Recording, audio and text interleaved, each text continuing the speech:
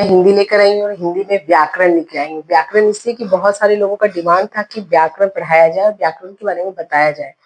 तो सबसे पहले हम जानेंगे कि व्याकरण क्या है। व्याकरण वह शास्त्र है जिससे हमें शुद्ध भाषा को शुद्ध बोलना, लिखना, पढ़ना आ जाता है। और एक तरह से कहें तो व्याकरण क्या है, भाषा को जानने का एक नियम है, एक शास्त्र है जिसको हम जिससे हम भाषा को जानते हैं। भाषा क्या वह साधन है जिसके द्वारा हम अपने भाव और विचारों को प्रकट करते हैं, बोलकर, लिखकर, पढ़कर, इशारे से प्रकट कर सकते हैं। अब ये भाषा कितने तरह की होती है? 3 तरह की होती है। कौन-कौन सी होती है? मौखिक, लिखित और सांकेतिक। मौखिक कौन सी हुई? बहुत पहले जब स्टोन एज था उस टाइम पीरियड में लोग लिख नहीं सकते थे, हालांकि वो लिखने की कोशिश करते थे, वो पिक्चर बनाते थे और पिक्चर से समझाने की कोशिश करते थे।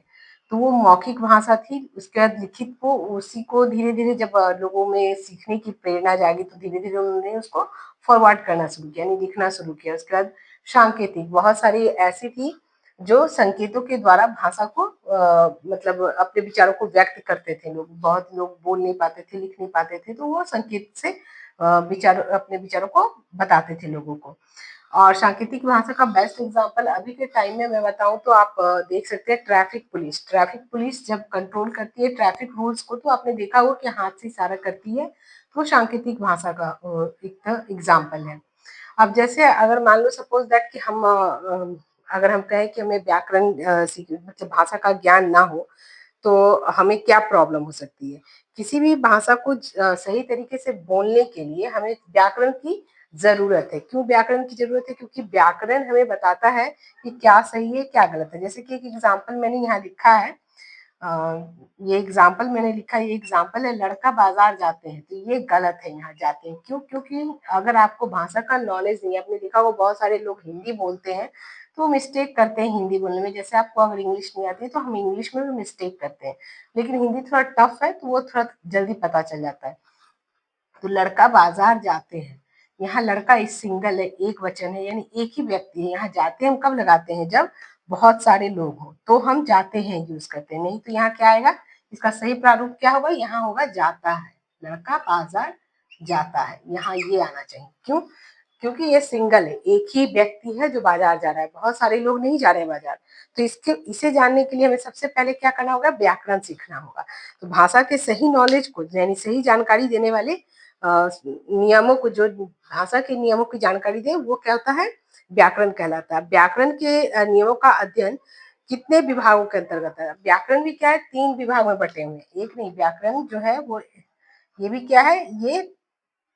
ये भी 3 टाइप्स के होते हैं, 3 टाइप्स के होते हैं, यानी 3 विभाग आप बोल लो, या 3 भाग में होते हैं। वर्ण विचार, मतलब वर्ण विचार, शब्द विचार और वाक्य विचार। ठीक है।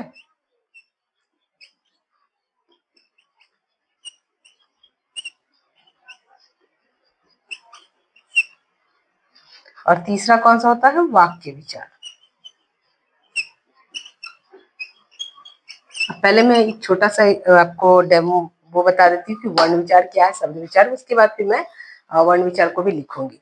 अब वर्ण विचार है, वर्णों के जो स्वरूप, भेद, प्रकार आदि के बारे में विचार किया जाता है, उसे हम वर्ण विचार कहते हैं। ठीक है। शब्द विचार, शब्दों के स्वरूप, भेद, प्रकार, लिंग, वचन आदि के विचार को प्रकट करते हैं, उसे हम शब्द विचार कहते हैं। वाक्य विचार, वाक्य रचना, वाक्य भेद, विराम चिन्ह, निबंध आदि के विचारों को हम क्या कहते हैं? वाक्य विचार कहते हैं। तो अब आपको पता चल गया वर्ण क्या है। वर्ण जो अक्षर, जो शब्द जो आपका अक्षर होता है, वो क्या है? वो वर्ण है, हम उसे वर्ण विचार बोलते हैं। ठीक है। तो वर्ण विचार क्या है आपका? जो भाषा के भेद, वर्णों के स्वरूप, वर्ण कैसे कौन सा वर्ण है, उसका रूप, भेद और प्रकार बताता है, वो वर्ण विचार हो गया। शब्द विचार आपको बताया, शब्दों के स्वरूप, भेद, प्रकार, लिंग, वचन। जैसे कि अभी मैंने बताया, ये क्या है? ये शब्द है, ये कौन सा लिंग है? पुल्लिंग है। और ये क्या है? एक ही है, सिंगल है। तो ये शब्द के क्या, किस किस चीज को बताया? एक तो आपको इसका स्वरूप बताया, भेद बताया, लिंग बताया, वचन बताया, तो इसे हम शब्द विचार कहते हैं। वर्ण क्या है? वर्ण जैसे सिंगल एक आपने मान लो सपोज दैट क लिखा, क के बाद ख लिखा, ये क्या है? ये वर्ण है। ठीक है।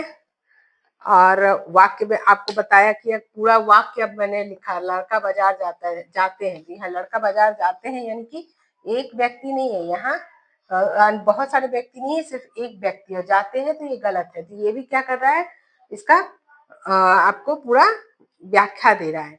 अब आते हैं हम लिपि। लिपि यानी कि जो हम लिख रहे हैं, तो पहले आप ये नोट कर लीजिए, फिर मैं इसको इरेज करूंगी। चलिए अब मैं लिपि दिखाती हूँ आपको कि लिपि क्या होती है। अब जैसे अभी जो शब्द हम लिख रहे हैं, जो भी अक्षर लिख रहे हैं,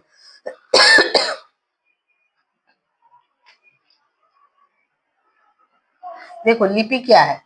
लिपि वो है, अब हमारी भाषा अगर हिंदी है तो हमें लिखने के लिए क्या, लिपि को लिखने के लिए क्या चाहिए, हमें कुछ सांकेतिक चिन्ह, जैसे कि क ख ग, ये हमारे लिए सांकेतिक चिन्ह है। तो प्रत्येक के भाषा या प्रत्येक के वर्ण, भाषा कितने तरह के, बहुत सारे तरह के इंडिया में भाषा, आपको पता है ना। तो सबके अपने अपने तरीके हैं लिखने के। प्रत्येक के भाषा या वर्ण, जो भी बोलिए, प्रत्येक भाषा में जो वर्णों को लिखने का तरीका होता है, वर्णों को कुछ चिन्हों द्वारा प्रदर्शित किया जाता है।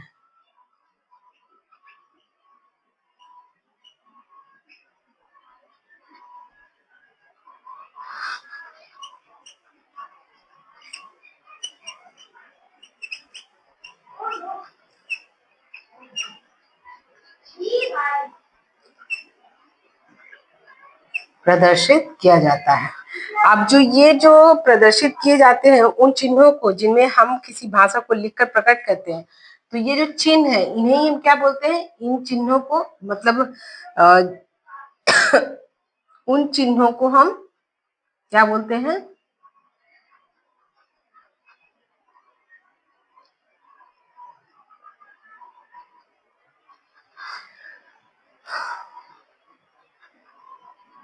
जिनमें हम किसी भाषा के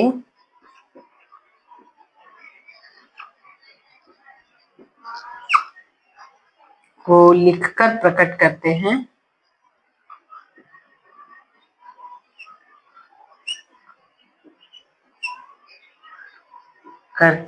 उन्हें हम क्या बोलते हैं, उन्हें लिपि कहा जाता है। ठीक है, उन्हें लिपि कहा जाता है। यानी जैसे कि आप अब अभी मैंने यहाँ लिखा, जितना भी कुछ लिखा, आप देखो यहाँ मात्राएं बहुत सारी हैं। तो अगर ये चिन्ह नहीं होंगे तो हमें पता ही नहीं चलेगा कि हम क्या लिख रहे हैं। तो जो भी चिन्ह है, उन चिन्हों को, मतलब जरूरी है उन चिन्हों का होना, उन चिन्हों के बिना काम होना पॉसिबल नहीं है। जैसे अब भाषा में आप देखिए, हिंदी, संस्कृत, अंग्रेजी, पंजाबी, उर्दू, इन सब बहुत तरह के भाषा हैं। मैंने बताया था कि इंडिया में बहुत सारे भाषा हैं। ऐसा नहीं है कि कोई एक ही भाषा है और एक ही भाषा सब जगह चल रहा है, ऐसा नहीं है। पंजाबी लोग पंजाबी बोलते हैं, हिंदी, हम हिंदी है तो हिंदी बोलते हैं, उर्दू लोग उर्दू बोलते हैं, संस्कृत में बोलने वाले संस्कृत में बोलते हैं। तो सब भाषा बहुत तरह के हैं, और सबके भाषा की जो लिपि है वो अलग अलग है। अब लिपि है, अब सपोज दैट आप हिंदी बोलते हैं, तो हिंदी वालों के लिए क्या है, देवनागरी लिपि। हम जो ये लिख रहे हैं ये देवनागरी लिपि है। ठीक है, देवनागरी लिपि है, और हिंदी और संस्कृत दोनों को ही हम देवनागरी लिपि में रखते हैं। ठीक है, हिंदी और संस्कृत दोनों को, संस्कृत और हिंदी दोनों को हम देवनागरी लिपि में रखते हैं। ठीक है, अब आप आ जाइए, अंग्रेजी जो है वो रोमन हो गया, अंग्रेजी रोमन। पंजाबी जो है वो क्या है, पंजाबी हो गया गुरुमुखी, गुरुमुखी भाषा। और उर्दू फारसी, उर्दू जो है वो फारसी। ये लिपि है, ये जो हमने लिखा ये लिपि है। ठीक है, अगर आज कंप्यूटर को अगर आप बोलते हो कि कंप्यूटर को अगर आप ऑर्डर दे रहे हो कि हाँ हमें कौन सी लिपि में देखनी चाहिए डिक्टेट करके, तो वो लिपि आपको बतानी पड़ेगी कि गुरुमुखी में लिख कर दो या फारसी में लिख कर दो या देवनागरी लिपि में लिख कर दो।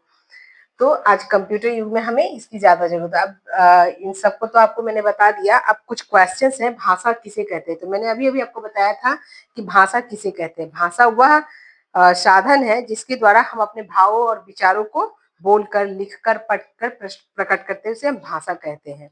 व्याकरण किसे कहते हैं, अभी अभी आपको बताया था व्याकरण किसे कहते हैं। व्याकरण वह है जो वह शास्त्र है जो हमें भाषा को शुद्ध बोलना, पढ़ना, लिखना सिखाता है।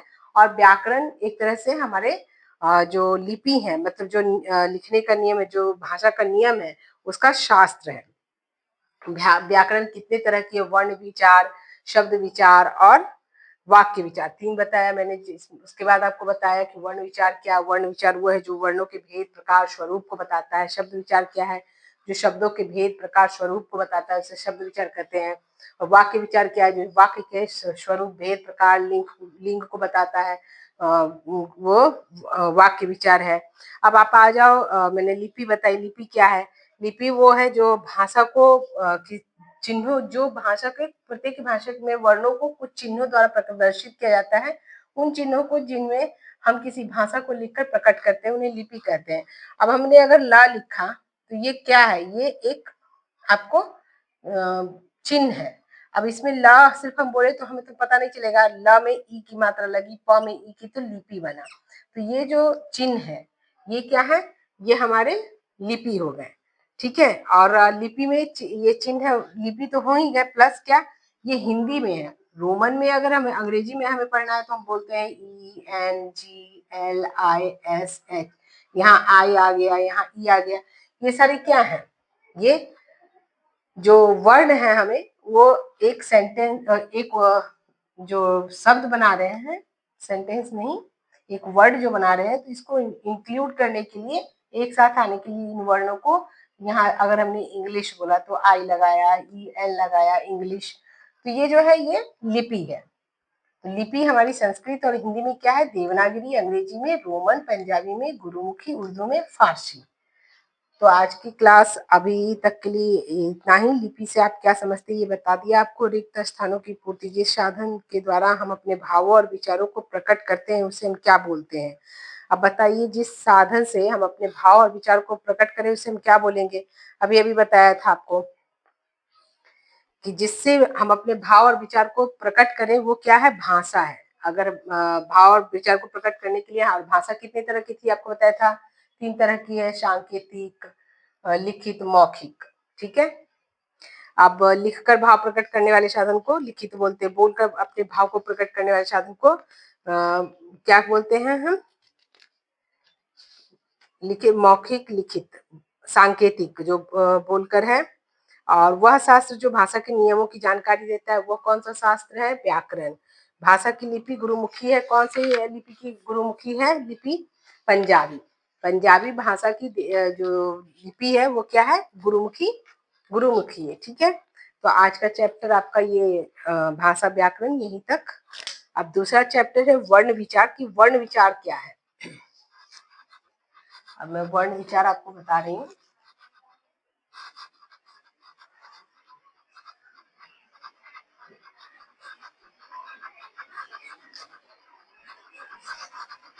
आज वर्ण विचार बताकर बस इतना ही रहने दूंगी, इसके बाद नेक्स्ट डे क्लास लूंगी। ठीक है। अब वर्ण भाषा की सबसे छोटी इकाई है। भाषा अगर है कोई तो वर्ण क्या है, भाषा की सबसे छोटी इकाई है। ध्वनि का कोई खंड नहीं किया जा सकता, वर्णों की सहायता से ही शब्दों की रचना की जाती है। वर्ण क्या है, भाषा की सबसे छोटी इकाई है। भाषा की सबसे छोटी इकाई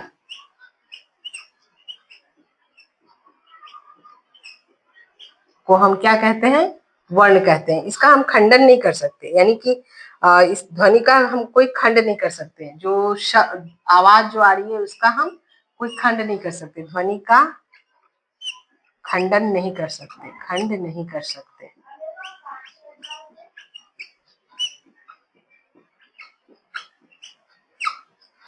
ठीक है। वर्णों की सहायता से ही शब्दों की रचना होती है। मैंने पहले ही बताया था आपको, वर्णों की, वर्ण नहीं होंगे तो शब्द नहीं बनेंगे, शब्द नहीं होंगे तो वाक्य नहीं बनेंगे।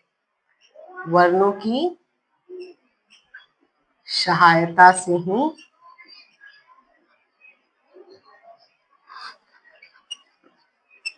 शब्द बनते हैं। ठीक है,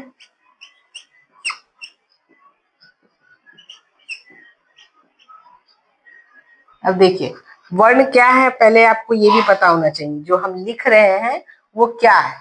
वर्ण दो, मैंने पहले आपको ये चीज बताया नहीं। वर्णों के जो होते हैं दो भेद, कौन कौन से, स्वर्ण और व्यंजन। स्वर्ण और व्यंजन आपको पता होगा, स्वर्ण कौन से कितने हैं और व्यंजन कितने हैं। अगर कोई शब्द है, सपोज दैट मैंने लिखा यहाँ महेश,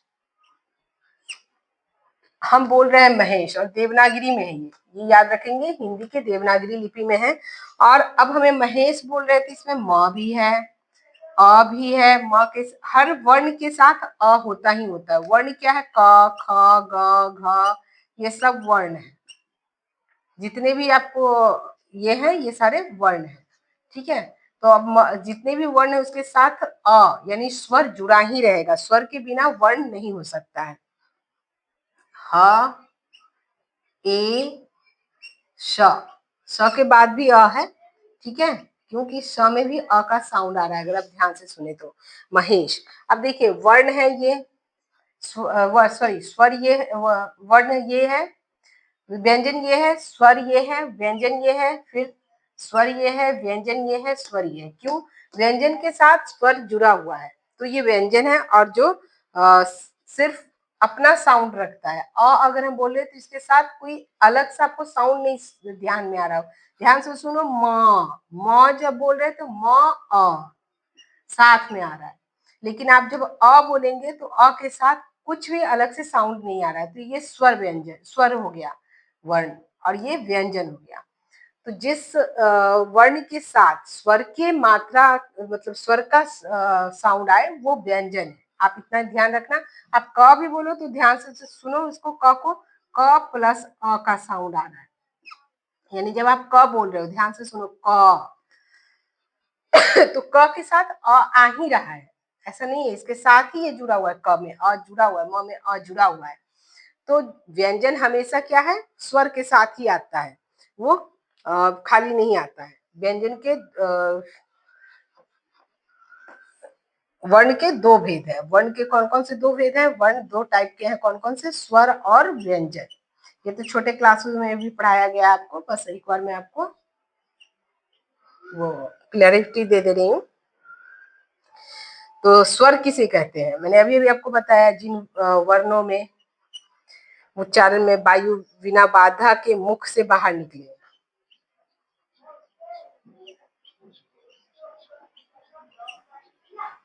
जिन वर्णों के उच्चारण में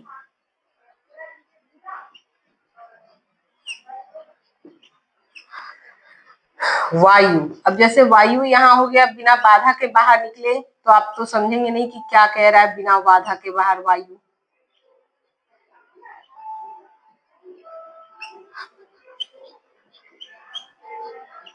बाहर निकले,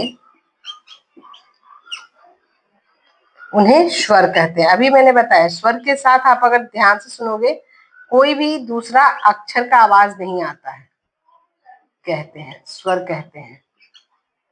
जैसे अब स्वर कितने तरह के हैं, अ आ, ये सब आपने बचपन क्लास में पढ़ा होगा।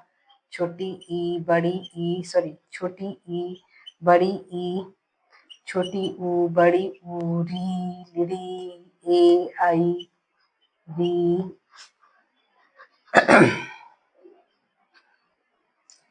ए, आई, री, ए, आई, लड़ी, री, ए, आई, ओ, औ, अंग, अह, अंग, अह। ये सारे आपके जितने भी हैं वर्ण, जो है वर्णों स्वर व्यंजन के साथ आते ही आते हैं। अभी मैंने आपको बताया यहाँ लिखा है, जिन वर्णों के उच्चारण में वायु बिना बाधा के बाहर निकले। अब जिन वर्णों के उच्चारण में वायु बिना बाधा के बाहर निकले, वायु क्या, जो हम बोल रहे हैं वो क्या है, वायु है। तो अ अगर आप बोल रहे हैं, आप ध्यान से सुनो, अ कोई भी आपको रुकावट सी फील नहीं होती है, बोलने में फ्लुएंटली निकल रहा है, कहीं भी स्टॉपेज नहीं है, कहीं ऐसा नहीं लग रहा है कि मुझे कोई दूसरा इसमें जोड़ना है। लेकिन वहीं अगर आप माँ बोलो, माँ, माँ, एक तो ये इसके साथ बहुत सारा आपको चीज मतलब अंदर से वो जोड़ भी लगाना पड़ रहा है, और माँ, माँ के साथ एक दूसरा साउंड भी आ रहा है ठीक है। तो ये हो गया स्वर। व्यंजन क्या है? व्यंजन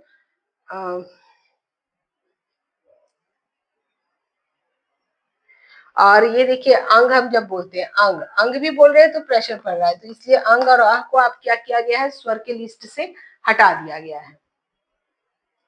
क्योंकि अंग अंग बोल रहे हैं, अंग बोल रहे हैं तो अंग, अंग ग का भी उच्चारण आ रहा है, आह में ह का उच्चारण आ रहा है, तो इसलिए इसे हटा दिया गया। ये बहुत अभी व्याकरण बहुत हिंदी व्याकरण बहुत बड़ा है, तो अभी धीरे धीरे जानेंगे कि क्यों हटा दिया गया। स्वर के प्रकार उच्चारण के विचार से स्वरों के दो भेद हैं, हर्ष स्वर और दीर्घ स्वर।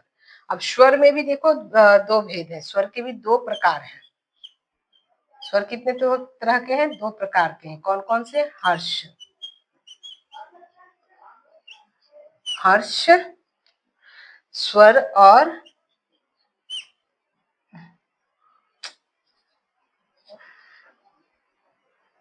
स्वर, और दूसरा है दीर्घ स्वर।